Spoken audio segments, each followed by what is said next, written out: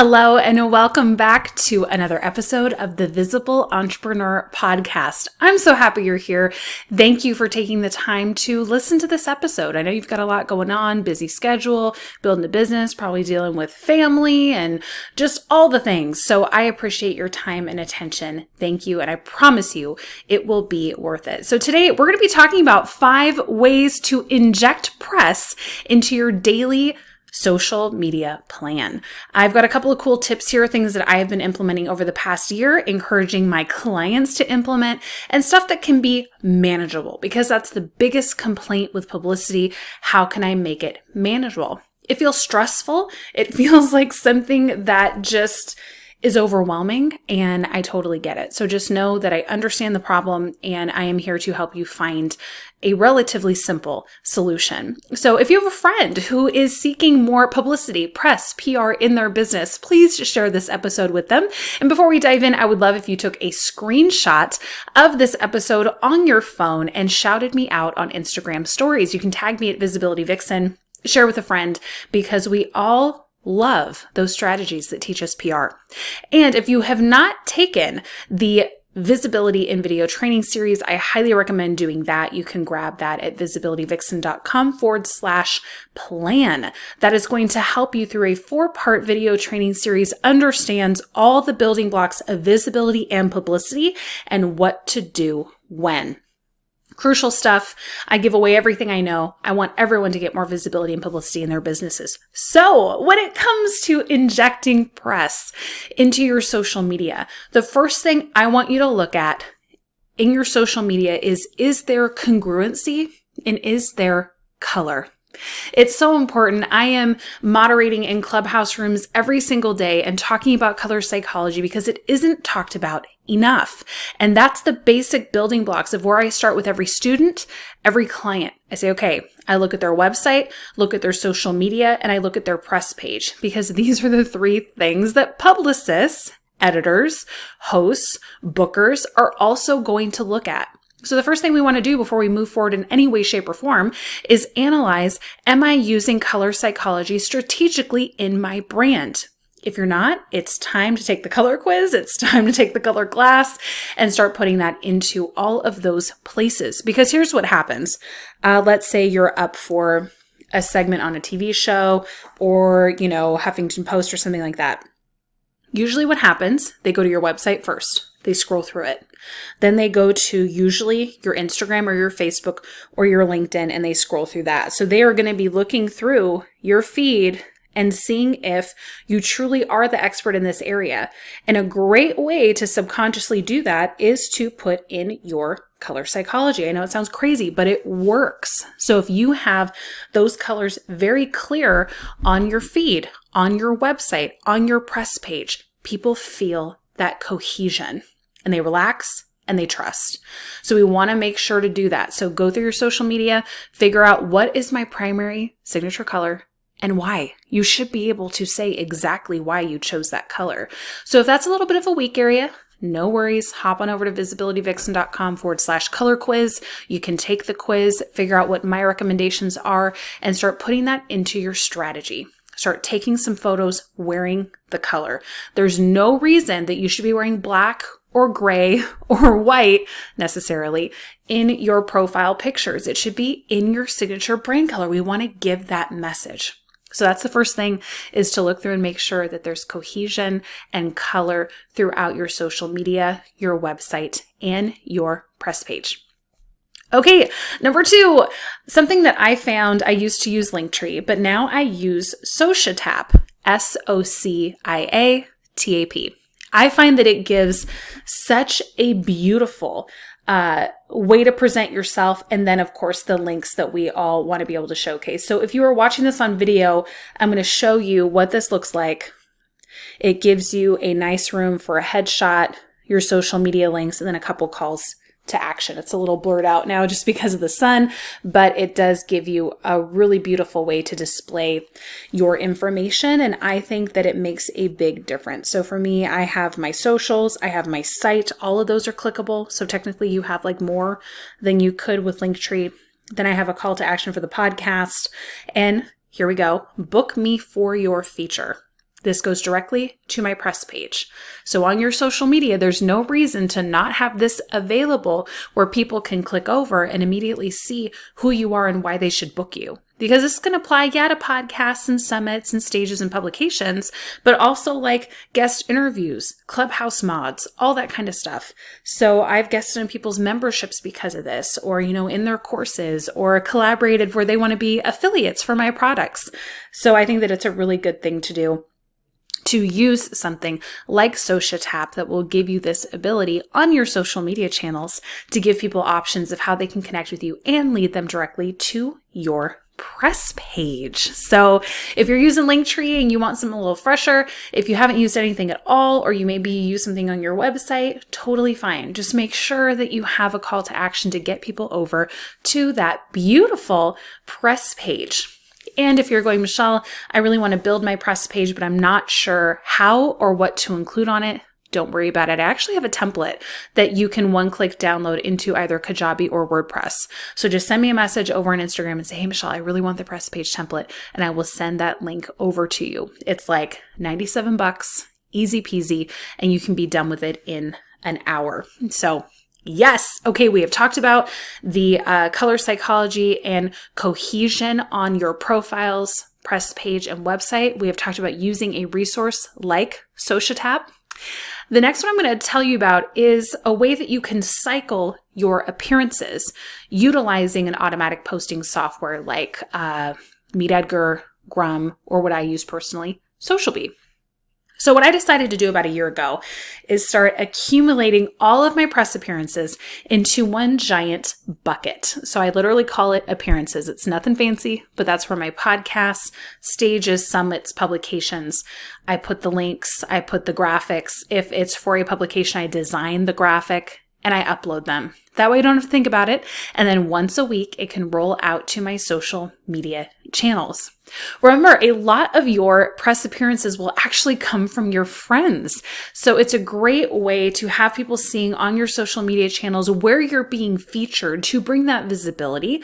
And then usually word of mouth spreads, and they'll either tag you in an opportunity or forward you to someone they know that thinks that you might be a good person for them to invest in. The opportunities are really endless. And I found a huge change when I started really putting a priority where once a week I'm sharing those appearances.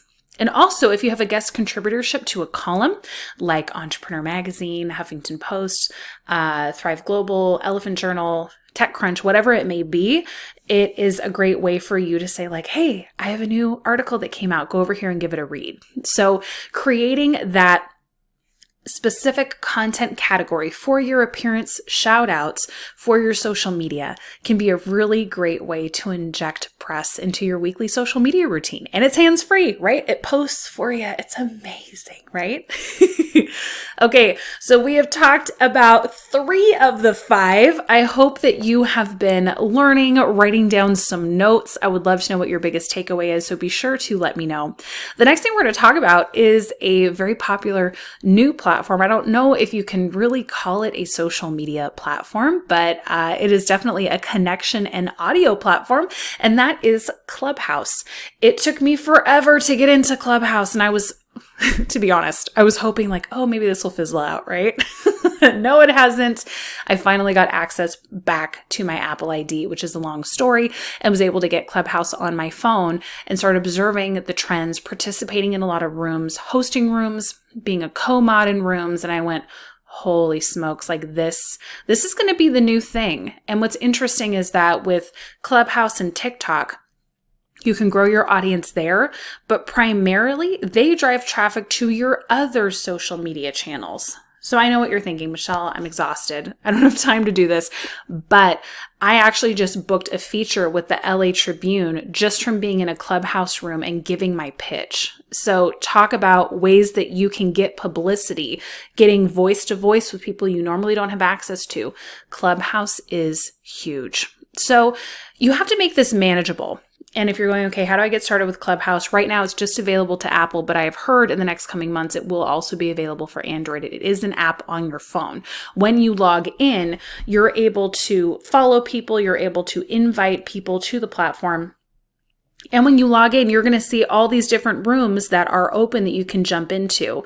And if you connect with friends, especially on Instagram and Facebook, you can actually sign up to be a moderator. For example, I jump into Haley Lukadu's rooms all the time, Katya Varbanova, and my friend Lauren Salon, I'm going to be jumping in tomorrow. So I like to jump in and co-mod because then I don't have a ton of pressure to host rooms myself, even though we do have a club room, if you're interested, called the Publicity Place.